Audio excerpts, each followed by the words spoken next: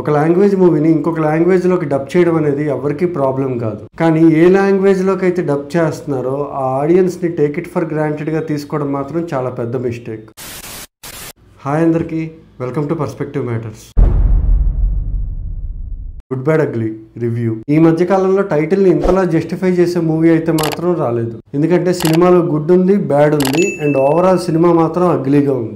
And ఈ movie కథ విషయానికి వస్తే, ఒక డాన్ ఉంటాడు. ఆ డాన్ తన కొడుకు కోసం అన్ని వదిలేసి జైలుకి వెళ్తాడు. జైలుకి వెళ్ళిన డాన్ 18 సంవత్సరాల తర్వాత రిలీజ్ అవుతాడు. అదే టైంకి తన కొడుకుని జైల్లో పెడతారు. ఆ తర్వాత బయటకు వచ్చిన డాన్ ఏం చేశాడు అనేది ఈ సినిమా. ఇంకా ఈ సినిమాలో పాజిటివ్స్ విషయానికి వస్తే, హీరో అజిత్ చాలా బాగా యాక్ట్ చేశారు. జీవి ప్రకాష్ కంపోజ్ చేసిన బ్యాక్గ్రౌండ్ స్కోర్ చాలా బాగుంది. అది కూడా సినిమా మొత్తం కాదు, 2 ప్లేసెస్ లో చాలా బాగుంది. ఇంకా నెగిటివ్స్ విషయానికి వస్తే, నేనైతే ఈ మధ్య కాలంలో ఇంత వరస్ట్ డబ్బింగ్ మూవీని అయితే చూడలేదు. డబ్బింగ్ అనేది చాలా పెద్ద నెగిటివ్ ఈ సినిమాకి.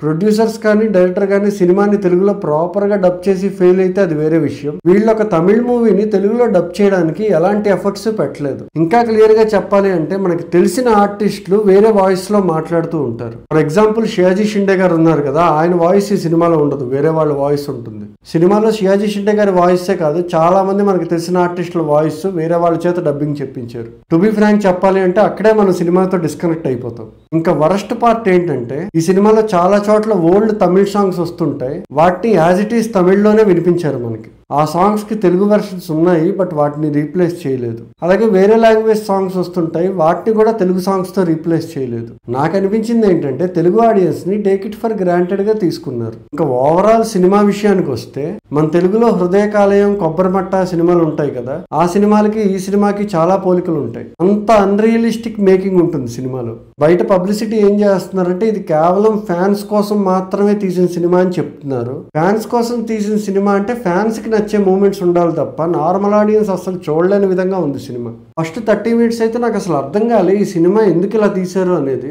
తర్వాత మెల్లిగా డైరెక్టర్ చేసే వరస్ట్ ఎగ్జిక్యూషన్ కి నా బ్రెయిన్ అలవాటు పడింది. ఇప్పటి వరకు అజిత్ యాక్ట్ చేసిన అన్ని హిట్ మూవీస్ లో బెస్ట్ సీన్స్ అన్నింటినీ తీసుకొచ్చి వాటన్నిటిని మళ్ళీ ఒక వరస్ట్ ఎగ్జిక్యూషన్ తో రీమేక్ చేశారు. అలా చేయడం వల్ల ఈ సినిమా చూస్తున్నంతసేపు నాకు మన అల్లరి నరేష్ గారు నటించిన సుడిగాడు సినిమాయే గుర్తొచ్చింది.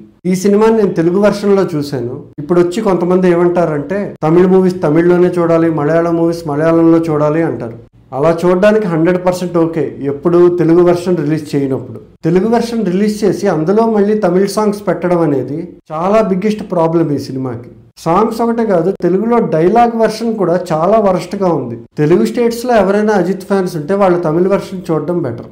మరొక రివ్యూతో మళ్ళీ కలుద్దాం. Until then bye.